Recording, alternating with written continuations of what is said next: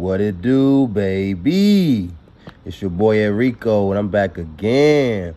This time I came to holler at y'all about the trade that went down between the Atlanta Hawks and the New Orleans Pelicans that sent DeJounte Murray from the ATL down to New Orleans.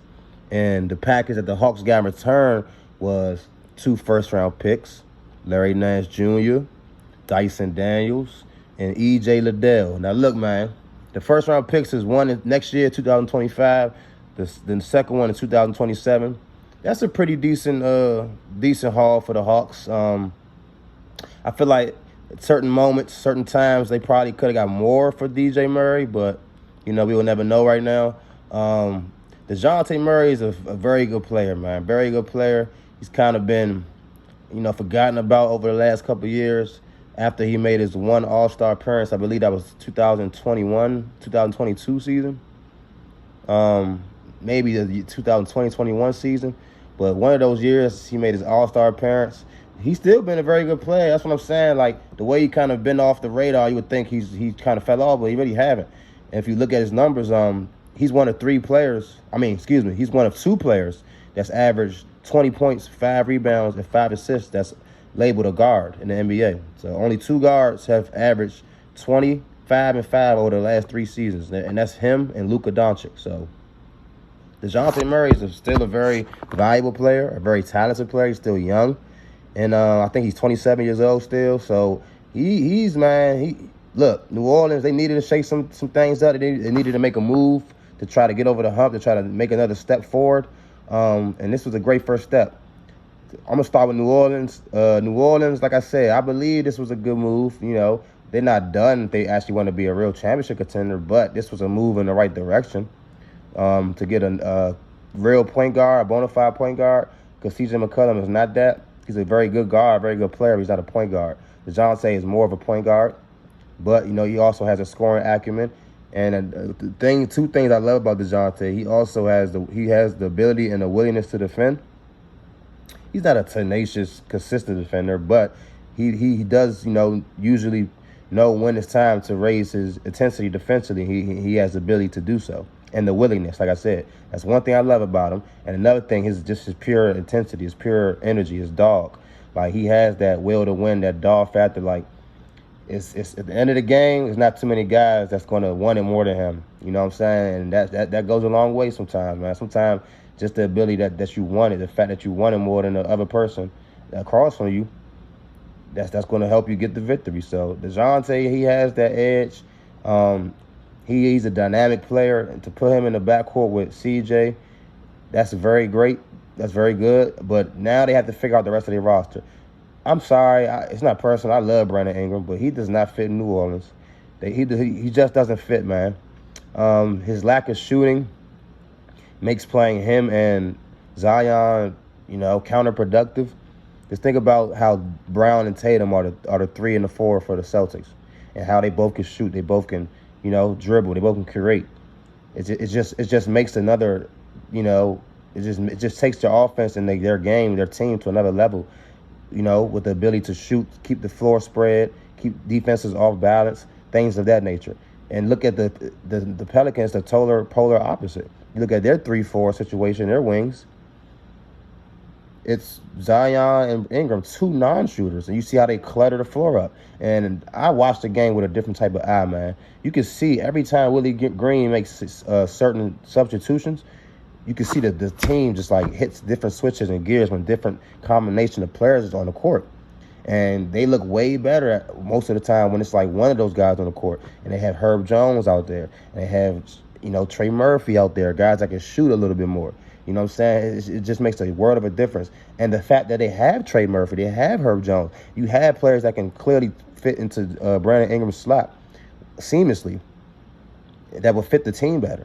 So it's not about a negative towards Ingram per se. It's just he doesn't fit there. And I'm not going to lie, though. This is where I am going to get a little negative towards Ingram.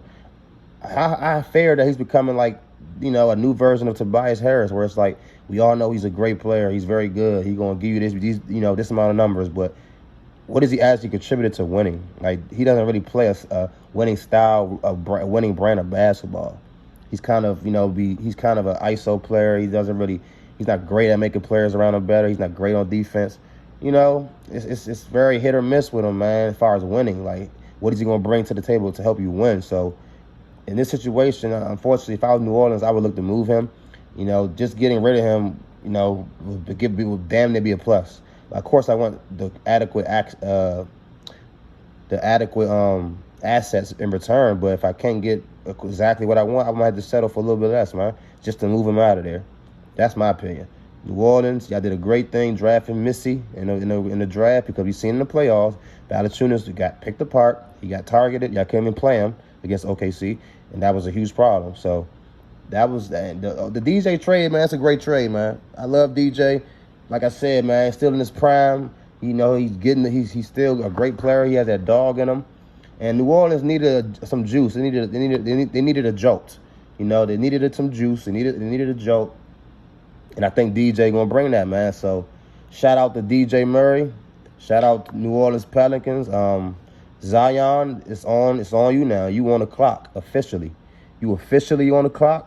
You have another great running mate. You still have a lot of great players around you, great at their roles or whatnot. So there's no excuses, man. I want to see some progress from y'all. I want to see, because y'all have too much potential, man. In the last couple of years, y'all look like y'all might have been able to do something, but injury happened here or whatever there. And it's like, man, y'all got to put it together, or y'all got to break all that stuff up, man. So I'm kind of rooting for y'all, New Orleans. And now I'm going to get to the Hawks. You know, we all knew Trae Young, DJ Murray, it wasn't working out. You know, Murray, his contract was easier to move. His basically, that made him more attractive around the league, so it was way easier to move him than Trae Young. So that's what they did. They still have Trae Young. Obviously, they drafted Zach Richardson with the first pick. You know, Alex Sarr said he didn't want to be there. And this probably one of the reasons why, because, you know, DJ Murray and Trae Young, a little dynamic. You know, it wasn't clear who team it was and who was going to be the lead guy. You know, they got John Collins. I mean, not Collins, excuse me. They got Jalen Johnson and Capella. So, you know, Sarr probably was looking like, I don't know where I fit right here. You know what I'm saying? I don't know what direction y'all going in. I don't know what y'all doing. So that's part of the reason why Sarr probably didn't want to go there. But, you know, at the end of the day, they finally moved DJ. Like I said, they get some decent role players, Larry Nance, Dyson Daniels. I like the E.J. Liddell in college, you know, in Ohio State. I remember him. He was cool in college, you know. I think he was like a high recruit or whatnot, so he might have something to give. You know, I seen they was going to let go Sadiq Bey, so, you know, I guess Larry Nance and Dyson Daniels can kind of fill in and try to take some of his role or add to their team.